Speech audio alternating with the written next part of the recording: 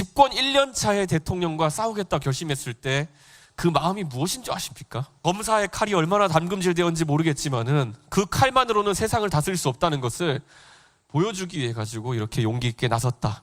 개혁신당은 이번 총선에서 끝까지 개혁을 외치겠습니다. 혹시 계양구 출마하실 의향 있으신지 알고 싶습니다. 열차 시간 늦습니다. 개혁신당이 좀 도움이 될지는 좀 한번 말씀 좀 부탁드리겠습니다. 열차 시간 늦습니다. 서울 마포 지역구에 더불어민주당의 정청래 의원이 있습니다. 개딸 전체주의, 이재명 개인 사당화로 변질된 안타까운 지금의 민주당을 상징하는 얼굴이 바로 정청래 의원입니다. 마포을에서는 민주당이 유리한 곳이니 어쩔 수 없다고 합니다. 어쩔 수 없지 않습니다. 우리 국민의 힘의 후보로서 김경률이 나서겠다고 하고 있기 때문입니다. 이렇게 아주 정말 살아오신 거에 대해서 정말 감명을 많이 받았습니다. 총선에서 아주 크게 이겨서 꽃을 피우는 게 매우 중요하다고 생각을 합니다. 갈등 없이 통합을 유지하고 또 공천 과정에서 공정한 시스템에 따라 엄정하게 공평하게 공천하는 것이 매우 중요하다 이런 말씀해 주셨습니다. 대한민국의 미래도 암울함에서 좀 희망으로 바꿀 수 있도록 노력하겠습니다. 네, 정치권 현안 짚어보겠습니다. 정호김 전 새누리당 의원, 김성환 시사평론가 나오셨습니다. 두 분 어서 오십시오. 네, 안녕하세요. 정호김 전 의원님, 이준석 대표 이끄는 개혁신당이 어제 공식 출범했습니다. 이준석 대표 수락연설에서 윤석열 대통령과의 갈등을 이야기하면서 눈물을 훔치기도 했는데 검사의 칼만으로 세상을 다스릴 수 없다는 걸 보여주겠다라고 했습니다. 어떻게 들으셨어요? 본인이 대표직에서 쫓겨내려온 중요한 이유 중에 하나가 검사의 칼이라고 생각하는 것 같고요. 네. 또 어제 창당을 하면서 보수 정당이면서 민주정당임을 천명했습니다. 네. 근데 사실은 국민의힘도 보수 정당이면서 민주정당을 좀 천명하고 있지 않습니까?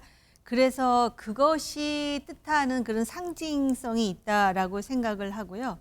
그리고 본인이 결국은 윤 대통령과의 갈등 속에서 이러한 시련을 겪고 제3당을 창당했고 또 지금 그러한 소회 속에서 총선에서 유의미한 성과를 만들겠다라는 각오를 이렇게 표현한 것 같습니다. 네. 어제 이준석 대표가 이번 선거를 빌런 대 빌런의 대결로 하면 안 된다라고 목소리를 높였는데요. 김성환 평론가님, 그렇다면 이준석 대표가 제시하고자 하는 선거 구도는 어떤 건가요? 이준석 전 대표가 일종의 이제 선악구도를 얘기한 건 별로 바람직해 보이지는 않는데요. 네. 일종 양쪽에 다 악당이 있기 때문에 우리는 선한 한쪽 편이 될 것이다. 이제 이런 얘기를 하고 있는 것 같아요. 그러니까 풀어서 얘기하면 이재명도 싫고 윤석열도 싫은 그런 유권자들은 우리한테 오라. 이제 이런 메시지를 던지고 있는 것 같은데요. 제3지대에 나와 있는 입장에서는 아무래도 당세를 키우기 위해서는 양쪽에 다 어떤 일종의 정치 혐오나 이런 부분들에 좀 지친 유권자들을 모을 수밖에 없을 것이다. 그런 유권자들의 지지를 앞으로 모아가겠다 이런 뜻을 밝힌 것으로 보입니다. 네. 정호김 전 의원님, 개혁신당 정책위의장에는 김용남 전 새누리당 의원, 최고위원회는 천하람, 허은하, 이기인, 창당준비위원장 등등 이렇게 포진했는데 뚜렷이 새로운 인물로 보이는 분들은 안 보이네요. 네, 아마 지금 당원이 5만 명이 훨씬 넘는다 그러지 않습니까? 네. 그 안에 새로운 인물은 많겠지만 이 정치권에서는 새로운 인물만큼 중요한 게 인지도가 있고 또 고개가 끄덕여지는 인물들이 좀 필요하거든요. 네. 근데 지금 공천 과정이 바로 이준석 대표가 밀런이라고 하는 그 양당의 공천 과정이 이제 시작되지 않았습니까? 그러다 보니까는 아마 내세울 만한 그런 인물보다는 그동안 동고동락했던 개국공신 같은 인물들을 중심으로 해서 일단 이제 꾸려가겠다라고 하는 것 같습니다. 네. 어제 그 당 대회 보면은 각자 신당을 이끌고 있는 이낙연, 양향자, 금태섭 대표 등 다 참여를 했습니다. 김종인 전 국민의힘 비대위원장은 축사에서 단일 대우를 초로 총선에 가면 승산이 있을 것이다 이런 언급을 했는데요. 근데 서로 얘기를 들으면 조금 입장 차이가 있어 보입니다. 김성환 평론가께서 보시기에는 단일되고 이른바 빅텐트 하나로 갈 수 있을 것으로 보세요? 이준석 전 대표가 이미 얘기했잖아요. 저는 뭐 텐트, 추운 텐트 싫습니다. 튼튼한 집 짓는 거 원합니다. 이렇게 얘기를 했던 거잖아요. 그리고 최소한 대선 때까지 같이 갈 수 있는 정당 함께 했으면 좋겠다 이렇게 입장을 밝혔기 때문에 이낙연 전 대표 측이나 아니면 그 외에 좀 제3지대에 있는 인물들하고 그냥 텐트를 하나 쳐서 잠깐 뭐 총선에서만 일종의 뭐 연합정당 형태로 가는 건 원치 않는다 이런 입장을 분명히 한 것 같습니다. 네. 또 어제도 뭐 입장 밝힐 때 보니까요. 뭐 비빔밥이나 이런 것들 얘기는 하기는 했지만 뭐 지역구 비례 따로따로 하자 뭐 이런 얘기도 하네요. 네. 근데 굉장히 중요한 얘기를 한 게 뭐냐면 빅텐트 골든타임은 이미 지났다. 네. 이낙연과 연대는 항상 유효하다. 이렇게 얘기했어요. 그러니까 통합을 하겠다는 얘기를 한 건 아니거든요. 연대하겠다는 뜻을 밝혔고요. 빅텐트의 시효는 이미 지났다고 한 건 이제는 당대당 연대 형태로 가지 않으면 빅텐트를 쳐서 그냥 임시로 집 짓고 거기에 다 들어오는 형태는 이제 안 맞는다. 이렇게 얘기를 한 것으로 보입니다. 네. 근데 이거는 어떤 의미가 있냐면 일단 개혁신당이 제일 먼저 선두주자가 된 거잖아요. 그러니까 당을 일단 만든 상황에서 당을 또 해체하고 다른 당하고 합친다는 것도 명분상으로도 맞지 않고 또 개혁신당이 일단 주도권을 가지고 움직이게 되면 개혁신당의 주목도가 훨씬 높아지는 현상이 나타날 거거든요. 그러니까 개혁신당하고 함께 할 만한 정도의 덩치를 만드는 정당하고 함께 했을 때야 뭔가 통합이든 연대 시너지가 나오는 것이다. 이렇게 얘기를 한 것으로 보입니다. 네. 이 얘기는 뭐냐면 이낙연 전 대표가 충분한 세력을 모으지 않을 경우에 그럴 경우에는 이낙연 전 대표하고 만나는 지점이 만들어지지 않을 가능성도 있는 것으로 보입니다. 네. 그런 면에서는 이낙연 전 대표가 앞으로 얼마나 세를 키워내느냐 또 제3지대에서 지금 다른 쪽의 세력들에서도 각자 도생으로 얼마나 세력을 키워나가느냐에 따라서 앞으로 제3지대의 어떤 정당의 형태 총선에서 연대 형태의 어떤 새로운 정당의 모습이 나타나든 뭐 어떤 형태든 간에 비례연합정당이 될지 아니면 개혁신당을 중심으로 갈지 아니면 이낙연과 이준석이 함께 만나는 또 다른 어떤 무엇의 형태가 될지 이런 게 결정될 것이다라고 생각합니다. 정우임 전 의원님, 그 방금 전 말씀 주신 거 이어서 질문을 드리면 이미 빅텐트 골든타임이 지났다 이런 얘기를 했잖아요. 이준석 대표가.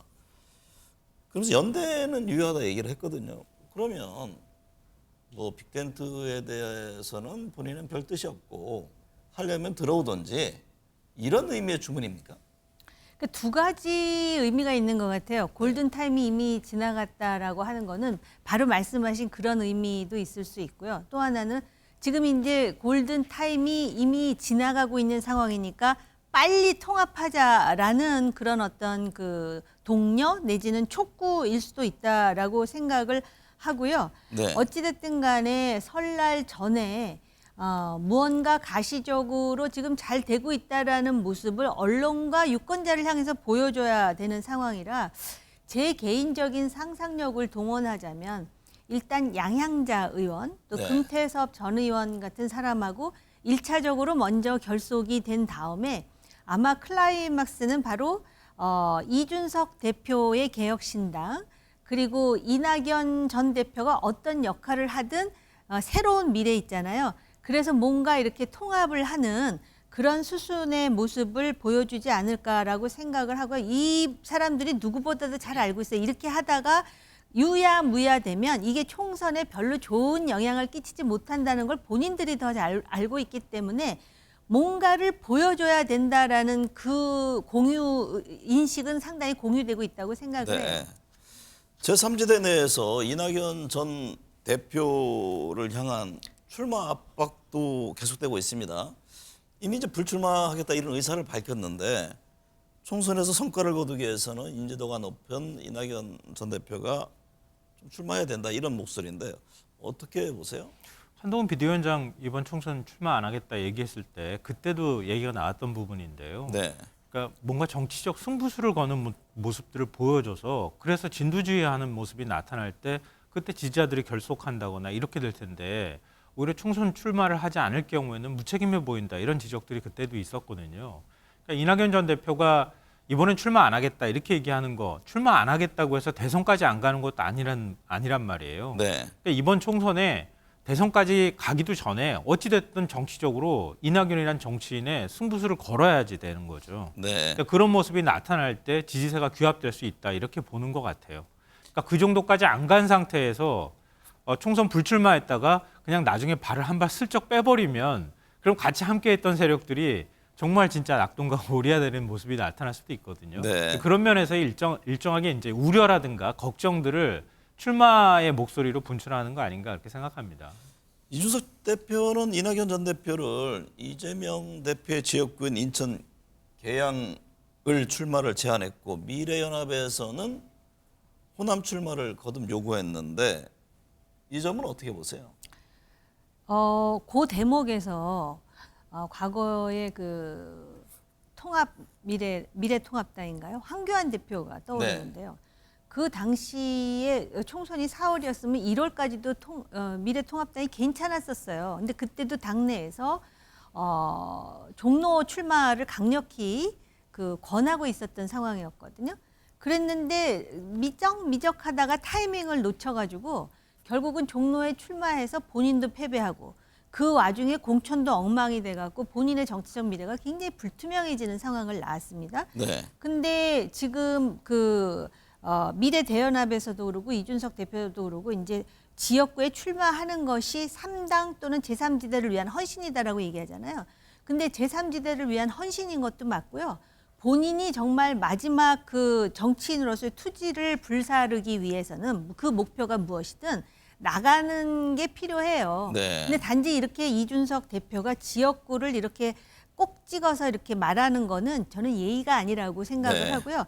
이상한 생각도 들어요. 그러면 만약에 이낙연 전 대표가 계양을에 출마하면 이낙연, 이재명, 원희룡 3자 구도로 된다고 보세요. 그러면은 의외로 원희룡 예비 후보지만 지금 만약에 후보가 된다면 유리해질 수 있는 구도도 있는데 설마 이준석 신당 대표가 그걸 지금 노리고 그렇게 말은 안 했을 거 아닙니까? 네. 그러니까 제가 볼 때는 여기서의 그 중요한 포인트는 이낙연 전 대표는 지역에 출마하여 정말 정치 발전을 위한 제3당이 제대로 뿌리를 내리는데 기여하면서 본인이 만약에 정말 대선이라는 마지막 목표를 향해 간다 하더라도 이 선거의 성패와 관계없이 그런 일련의 과정이 필요한 게 아니냐 이런 네. 생각은 들어요.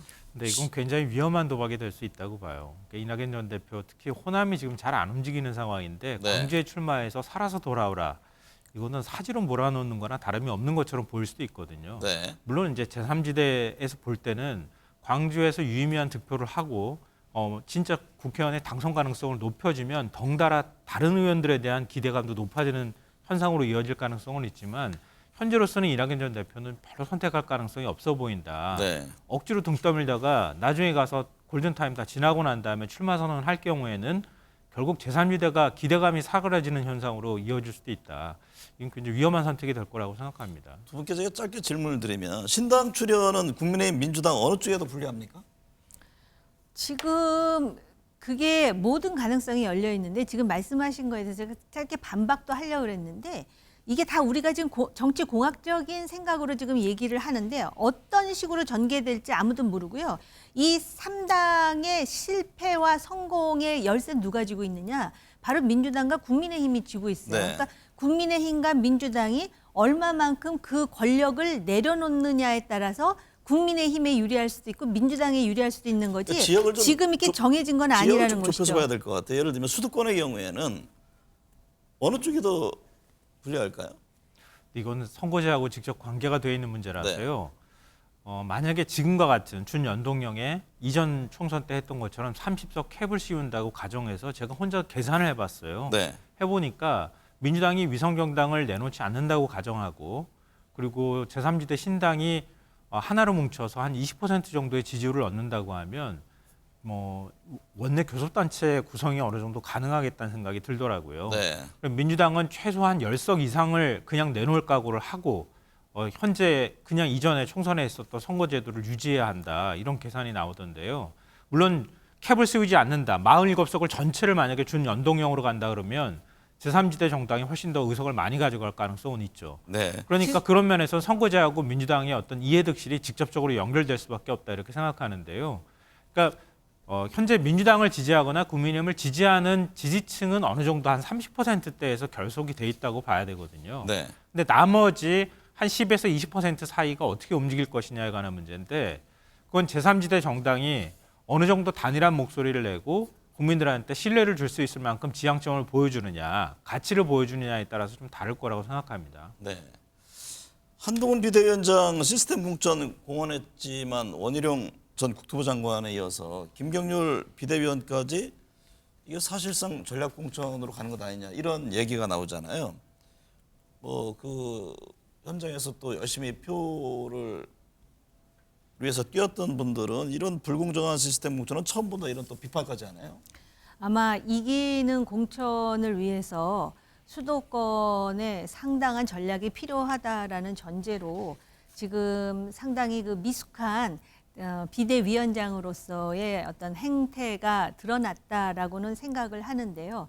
지금 그 국민의힘의 입장에서는 계양을도 그렇고 마포을도 그렇고 굉장한 험지입니다. 그런데 거기에 상당한 인지도와 그다음에 어떤 대중성을 가진 사람이 출마를 해갖고 일정 정도 그 견제와 어떤 그런 그 대응을 해주게 되면은 이것이 어떤 수도권 선거에 상당한 그 동기부여라든지 모멘텀이 되지 않겠느냐라는 그 생각에 매몰되어 가지고 실제로 그러기 위해서는 당내의 경선이라든지 또 현재 당협위원장에 대한 배려라든지 이거 자체도 비대위원장에게는 중요한 과제거든요. 네. 그걸 잠시 잊었던 것 같아서 지금까지도 회자되면서 비판을 받고 있는데 이것이 하나의 학습 효과로 더 이상의 그런 어떤 실수가 재발돼서는 안 될 것 같고요. 조금 전에 왜 수도권에서는 어느 당에게 더 불리하겠느냐 이 질문을 네. 해주셨잖아요. 그런데 지금 그 여론의 추이를 보면은 서울하고 경기, 인천의 당 지지도가 약간의 차이가 있고요. 그러나 전반적으로는 권력 심판이 정권 지원보다 조금 많이 나오는 상황이잖아요. 네. 그렇기 때문에 이 3당이 양당에 대한 피로감을 극도로 느끼고 있는 수도권에서 상당히 그 세게 어필을 하는 것도 하나의 전략적 대안이 될 수 있다라고 저는 생각을 하지만 그거 자체가 지금은 다 공학적인 언술에 불과하다라는 네. 것이죠. 대통령실도 전략 공천이 필요하다면 특혜처럼 보이지 않도록 원칙과 기준을 세워야 한다고 밝혔잖아요. 근데 당내부 문제 이렇게 언급하는 게 좀 이례적인데 일각의 해석처럼 당과 대통령실 이견으로 보여집니까? 근데 왜 방금 전에 말씀하셨던 것처럼 대통령실이 왜 이런 입장을 내죠? 네. 이해할 수가 없는데요.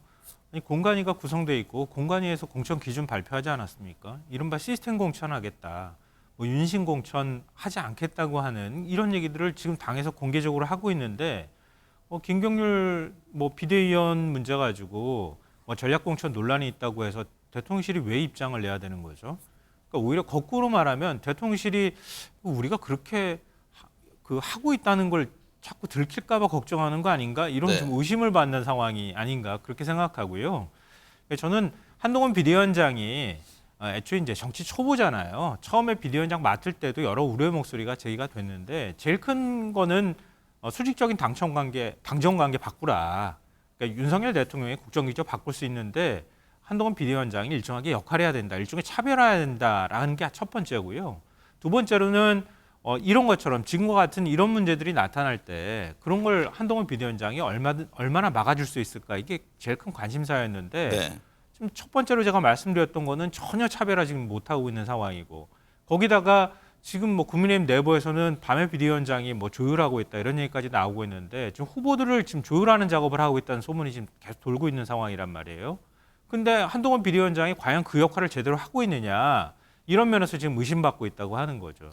그러니까 대통령실에서 거꾸로 입장을 내는 게 다른 지금 출마를 선언한 후보들 그리고 현직 의원들한테는 더 불안감으로 작용하지 않을까 좀 그렇게 생각합니다.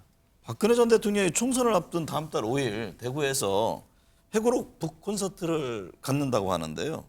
그런 이제 정치적 해석들을 합니다. 배경이 뭐고 도대체 총선에는 어떤 영향을 줄 거냐 이런 점인데 어떻게 보세요? 총선이 지금 80일 정도 남았다던가요. 그런데 이제 전직 대통령이고 사실은 탄핵의 어떤 그 중심에 서 있던 박근혜 전 대통령이 북 콘서트를 갖기로 했다니까 정치적 해석은 안 나올 수가 없어요. 본인이 정치적인 동기 없이 북콘서트를 한다 하더라도 정치적 해석이 나올 수밖에 없는 상황이고 총선에 어떤 영향을 미칠지 저는 사실은 개인적으로 가늠하기는 쉽지 않은데요. 대통령이 박근혜 전 대통령을 3번이나 만나지 않았습니까? 네. 저녁 회동까지. 그런가 하면 김무성 전 대표가 본인 영도 출마를 희망하면서 박근혜 전 대통령과 화해하고 싶다고 하는 것을 보았을 때 이 보수 정당 지지층 내에 박근혜 대통령에 대한 애정과 지지를 가지고 있는 유권자들이 상당히 많다라는 전제로 하는 것이고 박근혜 전 대통령도 그걸 의식하면서 콘서트를 하는 것인가? 라고 상상하기에 충분한 것이죠. 네. 박 전 대통령이 4월 총선에서 어떤 역할을 할 수 있을까요? 저는 좀 회의적입니다. 네. 특히 민심이 그렇게까지 움직일 거라고 생각하지는 않는데요. 다만 이제 윤석열 대통령이 거꾸로 박근혜 전 대통령의 정치력을 키워준 측면이 좀 있다고 생각해요. 지금 말씀하셨던 것처럼 3번이나 만났다고 하잖아요. 왜 만났는가 생각하면 박근혜 전 대통령이 가지고 있는 상징성 그리고 TK 민심이 갖고 있는 뭐 일종의 이제 동정심부터 시작해서 여러 가지 이제 감정들이 있을 거란 말이에요. 네. 그러니까 자기 지지층이 흔들리면 박근혜 전 대통령을 가서 만났다는 거예요. 그러니까 박 전 대통령이 정치적 무게감을 오히려 키워준 꼴이 돼버렸다는 겁니다. 그러니까 박 전 대통령 입장에서 보면 내가 이 정도 영향력을 가지고 있는 사람이니 오히려 정치적 욕심을 조용하게 살겠다고 했던 사람 입장으로서도 또 욕심을 낼 법한 상황이 된 거 아닙니까? 네. 그러니까 지금 바로 설 직전에 출판 기념회를 하겠다고 얘기를 한 거란 말이에요. 그러니까 오히려 나중에 가가지고는 물론 뭐 박 전 대통령이 어떤 태도를 취할지 모르겠지만 보수 분열의 싹을 오히려 윤 대통령이 키워준 꼴이 됐다. 저는 그렇게 생각합니다. 이재명 더불어민주당 대표 지역구인 인천 계양을 출마 의사를 밝혔습니다. 근데 그렇게 될 경우 대표와 이제 선거 진두지휘가 어렵지 않느냐 그러면서 비례 불출마 얘기도 나오던데 어떤 선택을 할 것으로 보세요? 사실은 그것 때문에 오래전부터 불출마 비례 얘기가 나왔어요. 왜냐하면 네. 이제 공천의 민주당이 기존에 가지고 있는 의석이 많기 때문에 그리고 웬만한 비명들은 다 탈당하거나 지금 소외되고 있는 상황이기 때문에 이제는 친명들 간의 싸움이 시작될 것이다. 이미 진행됐다. 이런 마당이잖아요. 그래서 당 대표로서 개혁 공천의 일환으로 자기 자신부터 내려놓는 일련의 어떤 그런 큰 몸짓을 하지 않을까. 왜냐하면 과거에도 그런 케이스가 있으니까요. 그랬는데 지금 그 불출마를 하기에는 이재명 대표는 사법 리스크라는 본인의 문제가 있기 때문에 그리고 그동안의 그 방탄 경력으로 봤을 때 반드시 출마하여 뭐가 됐든 국회의원 배지를 달고 스스로의 방탄에 굉장히 신경을 쓸 것이다라는 그러한 중론입니다. 그런데다가 만약에 그렇다면 비례대표 얘기가 나오는데 지금 비례도 시간이 가면 갈수록 여당과의 합의가 안 되기 때문에 준연동형 비례로 지금 가려고 만지작거리고 있는 상황이면 비례대표로 출마하기도 현실적으로 어렵지 않습니까? 네. 그러다 보니까 이제 계양을해에서 출마를 하게 되면 그러면 이제 원희룡 전 장관이 계양을해 출마하겠다 그랬잖아요. 그럼 지금은 뭐 여론조사 해보고 그러면 그 지역이 워낙이 민주당의 텃밭이기는 한데 향후에 이제 관전 포인트는 원희룡 예비 후보라고 해야 됩니까? 됐던 아니면은 계양을 해서 누가 출마하게 되었던 그 이재명 대표를 계양을 해 누가 잘 묶어놓을 것인가? 네. 이게 이제 국민의힘의 총선 전술 중에 하나가 되겠죠. 네. 이재명 대표 지역구 계양을 해 원희룡 전 국토부 장관 출마 의사를 밝혔습니다. 사무실 계약도 했다고 하는데 이 대표 입장에서는 어떻게 느껴질까요? 아니 뭐 이재명 대표가 이미 밝힌 바 있잖아요. 지역구 네. 의원이 어디 가겠냐. 지역구 출마하면 되지. 이런 식의 입장을 밝혔고요. 원희룡 전 장관이 왜 이렇게 쫓아다니는지 모르겠다 이런 얘기도 했잖아요. 그러니까 그럼 뭐 승부수를 걸겠다. 나하고 대결하겠다고 하면 그걸 회피할 생각은 없다. 이런 얘기를 한 것 같아요. 네. 그러니까 지금 비례 출마라든가 이런 것들 뭐 우려의 목소리가 나오는 건 알겠지만 일종의 정치적 레토릭으로 자꾸 공세를 펼치기 위한 수단으로서 얘기하는 것 같아요. 그러니까 네. 지난번에 이제 보궐선거를 통해서 개항을 해서 당선이 됐을 때는 그때는 좀 애를 먹었다는 얘기를 했었잖아요. 근데 그때는 대선 끝나고 난 다음에 지방선거가 굉장히 다급한 상황이었고 또 대선 이후에 현직 대통령한테 힘을 실어줘야 한다는 여론이 강한 상황에서 보궐선거를 치러야 되는 상황이었단 말이에요. 그때하고 지금 총선은 완전히 분위기가 다르다. 네. 그러니까 그때랑 같이 동렬에 비교해놓고 이재명 대표가 개항을 해 막 묶여 있을 것이다 이렇게 상상하는 것은 제가 볼 때는 뭐 이른바 방탄 뭐 의혹 제기나 이런 것들을 하기 위한 수단으로서 하는 얘기다라고 생각합니다. 정우김 전 의원님, 한동훈 국민의힘 비대위원장이 김건희 여사 명품 의혹에 함정 몰카지만 국민이 걱정할 부분이 있다라고 말했습니다. 뭐 국민이 걱정이라는 표현에 대해서도 여러 목소리가 나오던데요. 어쨌든 이 발언을 두고 용산 측과 사전 협의설, 갈등설 이게 대두가 됩니다. 어떻게 보세요? 글쎄 이제 우리는 언론 보도를 보고 이제 해석을 할 뿐인데요. 네. 저 개인적으로는 사전 협의설까지는 아닌 것 같아요. 왜냐하면은 지금 요 문제를 계기로 해가지고 윤재호 원내대표와 한동훈 비대위원장이 오전에 만나고 오후에 만나고 물론 공천 문제에 대한 논의도 있었겠지만 그리고 또 김경률 회계사 비대위원회 그 마포을 출마와 관련해 가지고 대통령실에서 한마디 하는 게 과연 절차와 그 당이 정한 시스템대로 하라는 의미인지 아니면은 참으로 불쾌한 발언으로 지금 포문을 연 김경률 비대위원을 마포을에 출마시키고자 하는 그 자체에 대한 불편함인지 네. 그거가 아직까지 해석이 안 되는 차원이고 갈등설일 수도 있어요. 왜냐하면은 지금 수도권에 이제 출마를 준비하는 사람들로서는 현장에 가보면 아마 피부로 온몸으로 느낄 겁니다. 그리고 그런 것이 아무래도 비대위원장에게 보도가 되겠죠. 네. 그러다 보니까는 지역구를 TK에 둔 원내대표라든지 다른 의원들보다 더 민감하게 받아들일 수 있는 것이고요. 그래서 대통령실과의 어떤 의견을 교환하는 과정에 미묘한 긴장이라든지 갈등이 나왔다? 그건 어떻게 보면 자연스러운 과정이고요. 정말로 보수 지지자들이 기대하는 거는 한동훈 비대위원장이 그런 갈등설 속에서 이 문제를 혁파할 수 있는 신박한 대안을 가지고 나오기를 원하는 거죠. 네. 김성환 평론가는 어떻게 보세요? 지금 김건희 여사 관련된 문제를 두고서 어떤 실제 갈등이 있는 건지 아니면 사전에 어떤 논의 속에서 움직이는 건지 어떻게 판단을 하고 계세요? 사전에 논의 속에서 움직이는 것 같지는 않아요. 나타나는 뭐 어떤 현상으로 보면요. 그러니까 애초부터 한동훈 비대위원장이 들어설 때부터 예상 가능했던 시나리오였다 이렇게 생각하는데요. 그러니까 한동훈 비대위원장이 결국은 대통령실하고 같은 동일한 입장들을 계속 밝혀왔잖아요. 네. 밝히면서 여론이 별로 좋지 않다는 걸 아마 본인 스스로도 느껴가고 있는 것 같아요. 이제 정치 학습을 해가면서 이대로 가면 총선에 불리하겠다는 생각들을 한 것 같고요. 네. 근데 이런 상황에서 이른바 김건희 특검법 문제라든가 아니면 뭐 명품백 관련해서 대통령실의 입장을 그대로 자기가 따라갔을 경우에는 자신에 대한 기대감도 사그라들고 국민의힘의 선거 전략상으로도 좋지 않다는 것을 깨닫기 시작했다. 네. 이 지점은 있는데 거기에 대놓고 공개적으로 대통령실하고 뭔가 뭐 반기를 드는 듯한 모습은 또 취할 수 없잖아요.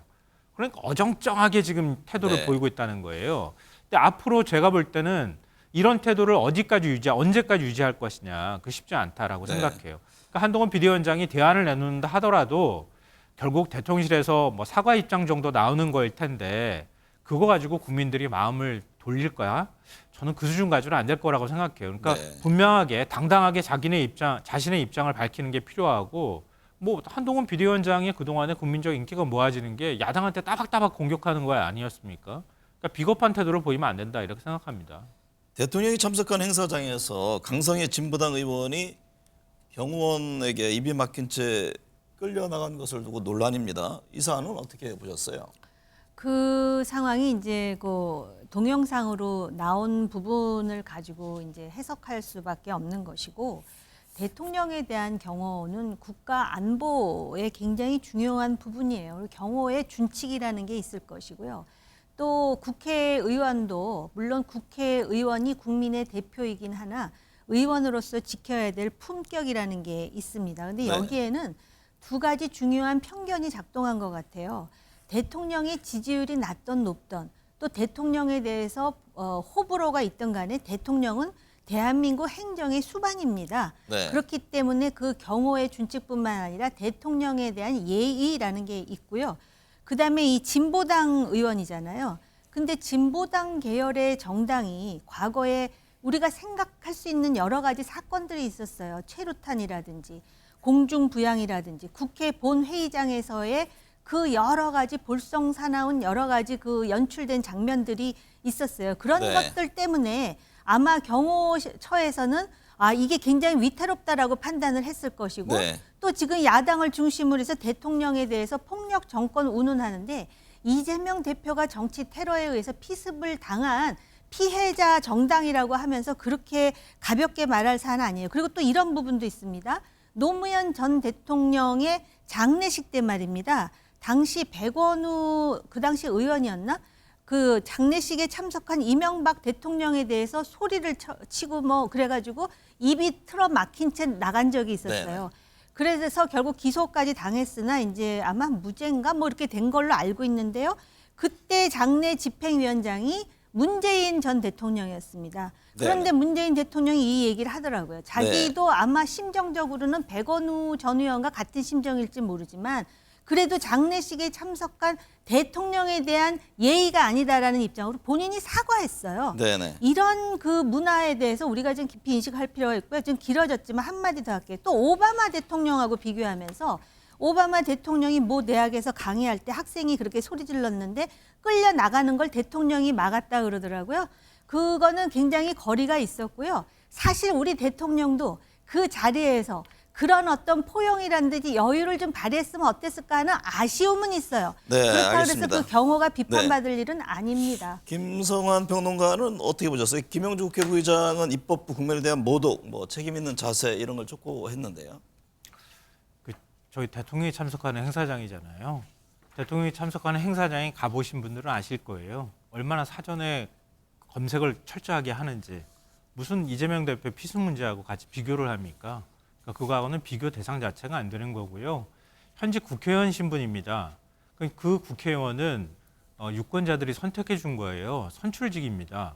현직 국회의원이 대통령하고 악수하면서 국정기조를 전환해야 합니다라고 얘기하는 게 불과 한 3초에서 5초 정도밖에 안 돼요. 그리고 대통령 손 놓고 무시하고 가버리잖아요. 거기서 한번 얘기했다고 해서 그렇게 사지가 들려나가서 쫓겨나가야 됩니까? 네. 그러니까 윤석열 대통령이 집권하고 난 다음에 야당 대표 한 번도 안 만나는 거랑 저는 오버랩 되는 거라고 생각해요. 네. 이런 방식으로 국정을 운영하니까 불통이라는 얘기가 나오고 지금 정권 심판론이 이렇게 높아지는 상황이다. 대통령이 그런 정도 상황이 왔다고 하면은 충분히 제재하고 한 번쯤 말 더 들어줄 수 있지 않습니까? 뭐 대통령이 왕도 아니고 국민이 누군가로 어떤 국민이라도 대통령한테 이런 얘기를 얘기할 수 있는 권리가 있다. 특히 국회의원이라면 대통령한테 이런 쓴소리도 못하면 어떻게 국회의원 합니까? 이런 방식으로 경호 문제를 처리하거나 이런 것에 대해서 저는 대통령실이 유감 입장을 밝혀야 한다고 생각합니다. 네. 오늘 두 분 말씀 감사합니다.